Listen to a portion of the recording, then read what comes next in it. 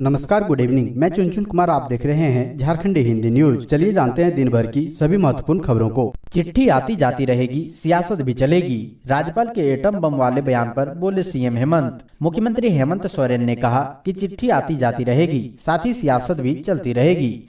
ये बातें निर्वाचन आयोग द्वारा उनकी विधायकी को लेकर राज्यपाल को भेजी गई चिट्ठी के बाबत प्रश्न के उत्तर में कही। सीएम ने राजनीति से जुड़े अन्य सवालों को टाल गए। त्योहारों से बढ़ेगी पारिवारिक संवाद। धतकी डी स्थित ननिहाल में सोहरा एवं वंदना पर्व मनाने के दौरान मीडिया से मुखातिब हेमंत ने कहा कि त्योहार का समय है, इसका आनंद उठाइए। कोरोना के बाद इन त्योहारों में लोगों के बीच जाने का मौका मिल रहा है, इनसे संवाद बढ़ेगा। पिता झामुमो सुप्रीमो शिबू सोरेन, मां रूपी सोरेन, पत्नी कल्पना सोरेन एवं भाई बसंत सोरेन की पत्नी के साथ ननिहाल पहुंचे हेमंत ने बचपन की यादों को भी साझा किया है। 13,000 पदों पर सिपाही भर्ती जल्द।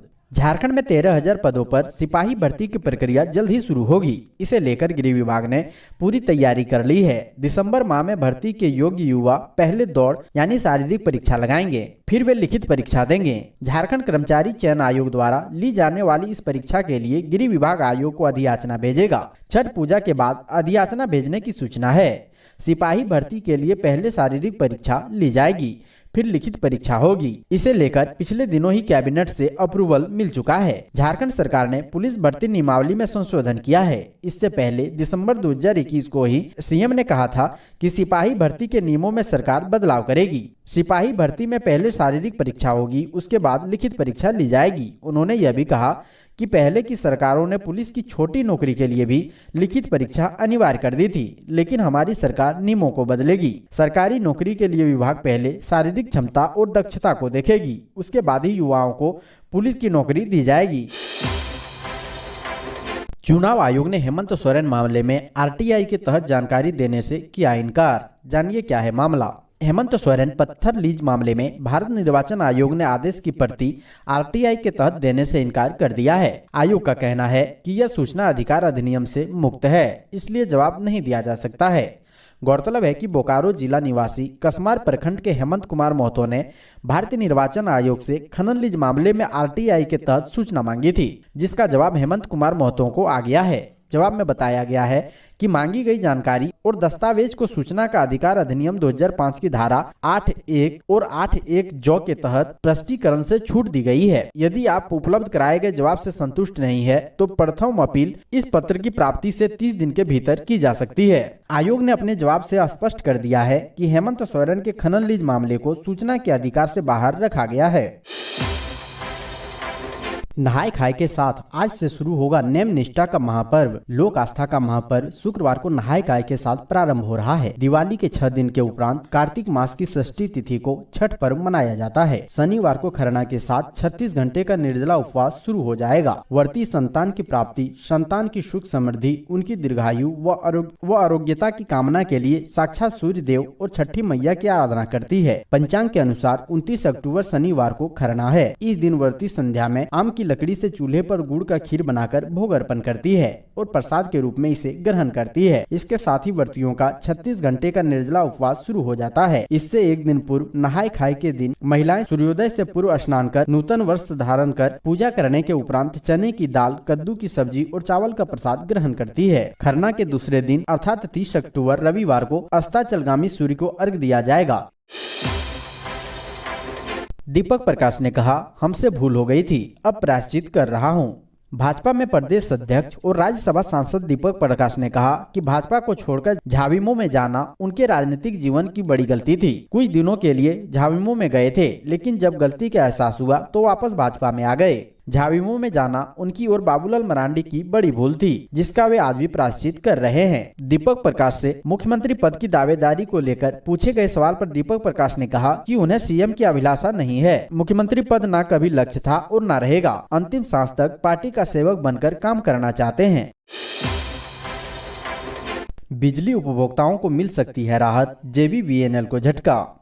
राज्य के बिजली उपभोक्ताओं को लगातार तीसरे साल राहत मिल सकती है। गत 2 वित्त वर्ष की तरह चालू वित्त वर्ष में भी बिजली टैरिफ पर निर्णय होने की संभावना कम ही दिख रही है। मजे की बात यह है कि JBVNL द्वारा गत 30 नवंबर को फाइल किया टैरिफ पिटीशन को अब तक झारखंड विद्युत नियामक आयोग स्वीकार नहीं किया है। स्वीकार किए जाने के बाद 120 दिन के अंदर आयोग निर्णय लेगा। जन सुनवाई आदि की प्रक्रिया पूरी करने, लोगों की आपत्ति दर्ज कराने सहित अन्य औपचारिकताएं पूर्ण करने में कम से कम 2 से 3 महीने का समय लगता है, क्योंकि अब बाकी बचे 1 महीने में आयोग द्वारा उपरोक्त औपचारिकताएं पूर्ण होना संभव नहीं लग रहा है, क्योंकि फिर JBVNL को 30 नवंबर तक नए वित्तीय वर्ष 2023-24 के लिए नया पिटीशन फाइल करना होगा। इसलिए इसकी संभावना प्रबल हो चली है कि लगातार तीसरे साल JBVNL को नया बिजली टैरिफ नहीं मिलने जा रहा है, यानी बिजली दर में बढ़ोतरी नहीं होगी।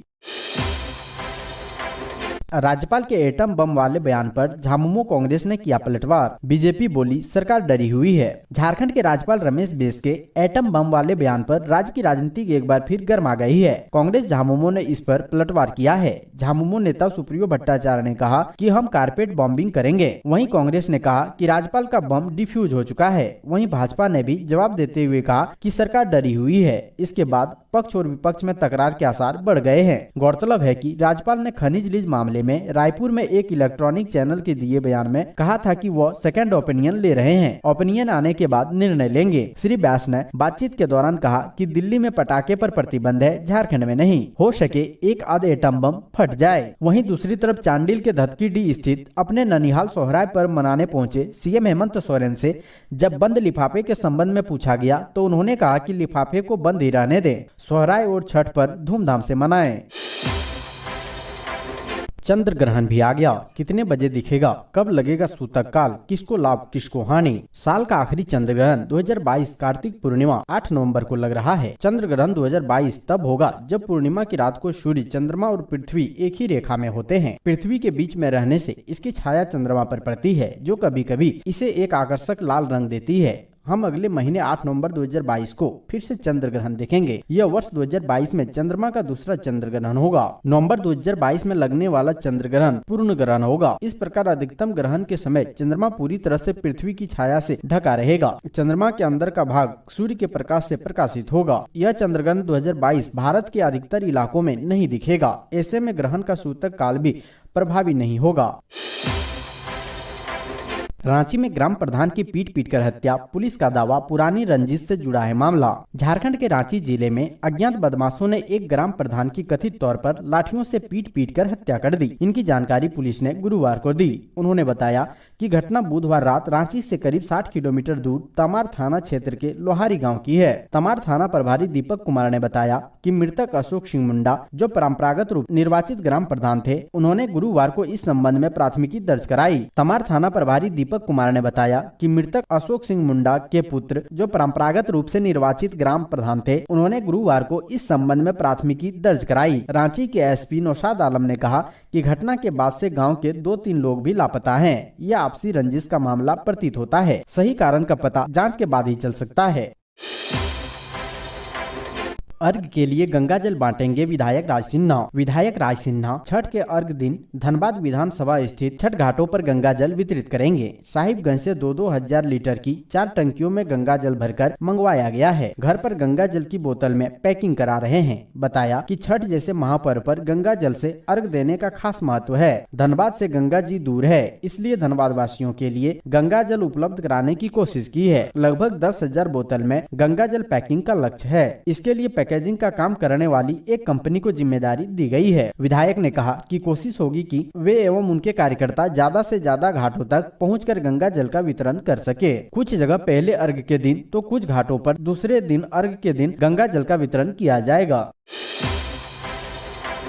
छठ घाट पर तैनात होगी एनडीआरएफ की टीम, मेडिकल टीम रहेगी मौजूद। छठ घाट की तैयारियों का जायजा लेने गुरुवार को धनबाद जिले का प्रशासनिक अमला तालाब के घाट पर पहुंचा हुआ था। डीसी संदीप के नेतृत्व में प्रशासनिक अधिकारियों की टीम ने शहर के विभिन्न छठ घाटों का निरीक्षण किया। डीसी ने निर्देश दिया कि सभी प्रमुख तालाबों पर एनडीआरएफ की टीम को तैनात किया जाए। साथ ही घाट पर ही मेडिकल की एक टीम मौजूद रहेगी। लोक आस्था के महापर्व छठ की तैयारियों को लेकर दोपहर में डीसी सहित जिले के वरीय अधिकारियों ने बेकार बांध के राजेंद्र सरोवर, झरिया के राजा तालाब व कतरास नदी किनारे छठ घाटों का निरीक्षण किया। निरीक्षण के दौरान डीसी ने छठ घाट की सुरक्षा, साफ सफाई, बचाव साधन के साथ साथ बचाव दल, एनडीआरएफ टीम, लाइफ जैकेट, प्रवेश एवं निकास द्वार पर पर्याप्त रोशनी की व्यवस्था, मेडिकल सुविधाएं उपलब्ध कराने सहित अन्य निर्देश दिए।